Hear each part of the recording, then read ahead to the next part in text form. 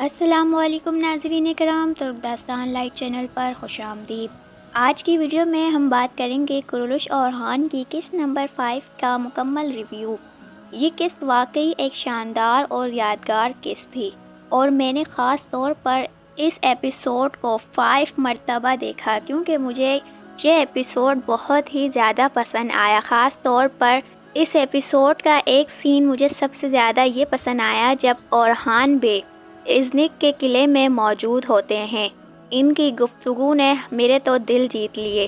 ناظرین کرام، یہ قسط ابتدا سے انتہا تک شاندار مناظر سے بھرپور تھی۔ خاص طور پر جنگجوؤں کا کردار اس قسط کا نمایاں پہلو رہا، چاہے وہ میدان جنگ کے سین ہوں یا اورحان غازی کے ساتھ ان کی گفتگو۔ ہر منظر نے قسط میں جان ڈال دی۔ نئے کرداروں کان ترالی، عبدالرحمن اور بالابان کی شمولیت سے سیریز میں نیا جوش آ گیا ہے۔ ان کی آمد سے کہانی میں تازگی پیدا ہوئی ہے اور پہلی بار ایسا ہوا ہے کہ بغیر ہیرو کے ایک قلعہ فتح کیا گیا۔ اب ذرا بات کر لیتے ہیں فاطمہ اور فلاویوس کے تعلق کی۔ اب بعض لوگ یہ اعتراض کر رہے ہیں کہ تاریخی طور پر عثمان غازی کی واحد بیٹی فاطمہ خاتون کا ایک عیسائی کردار سے تعلق دکھانا مناسب نہیں، مگر دراصل ایسا اعتراض بلا وجہ ہے۔ تاریخ میں ہمیں ایسے کئی واقعات ملتے ہیں، مثلاً بامسی کی بیوی حفصہ خاتون پہلے بازنطینی شہزادی ہیلینا تھی اور آرتک بے کی شادی بھی ایک عیسائی لڑکی ماریا سے دکھائی گئی تھی۔ اسی طرح حقیقی تاریخ کے مطابق اورحان غازی کا تعلق بھی ایک رومی عیسائی لڑکی سے تھا جو بعد میں اسلام قبول کر کے نیلوفر خاتون کہلائی گئی۔ لہٰذا اگر فلاویوس بعد میں اسلام قبول کرتا ہے تو یہ کہانی تاریخی حقائق کے عین مطابق ہوگی۔ فاطمہ ایک مضبوط، نڈر اور بہادر خاتون ہے اور فلاویوس ایک ایسا کردار ہے جو ابتدا سے ہی پیچیدہ مزاج رکھتا ہے۔ جب وہ یہ جان لے گا کہ اس کے والد کو عثمان بے نے نہیں بلکہ اس کے اپنے ہی لوگوں نے قتل کیا تھا تو ممکن ہے کہ وہ خود اورحان بے کے ساتھ کھڑا ہو جائے۔ مزید یہ کہ یوٹیوب پر فاطمہ اور فلاویوس کے سین سب سے زیادہ دیکھے جا رہے ہیں، جس کی وجہ سے پروڈکشن ٹیم ان دونوں کرداروں کو مرکزی حیثیت میں رکھ رہی ہے۔ ناظرین کرام، اب آتے ہیں مرزیاج اوغلو یعنی اورحان بے کے کردار پر۔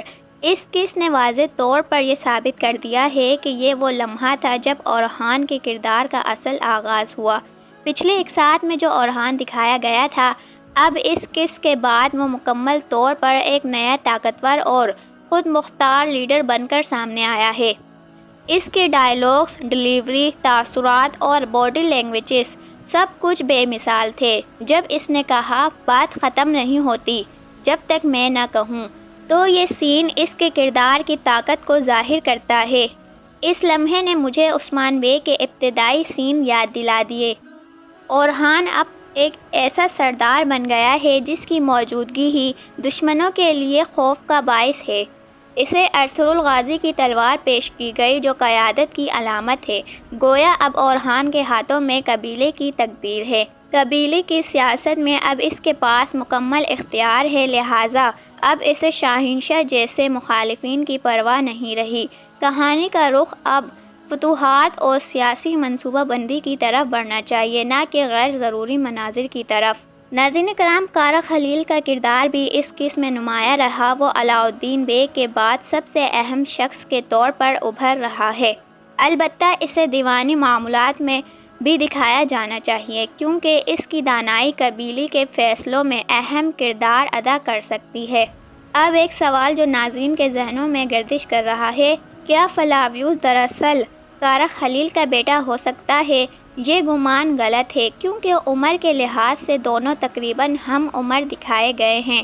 اورحان کی عمر اس وقت 40 سال کے قریب ہے۔ میرا اندازہ یہ ہے کہ کارا خلیل کا بیٹا ابھی سیریز میں داخل نہیں ہوا اور شاید اس کی عمر 12 سے 15 سال کے درمیان ہوگی۔ ممکن ہے کہ وہ مستقبل میں بطور بازنطینی کردار سامنے آئے اور کائی قبیلے سے بدلہ لینے کی کوشش کرے۔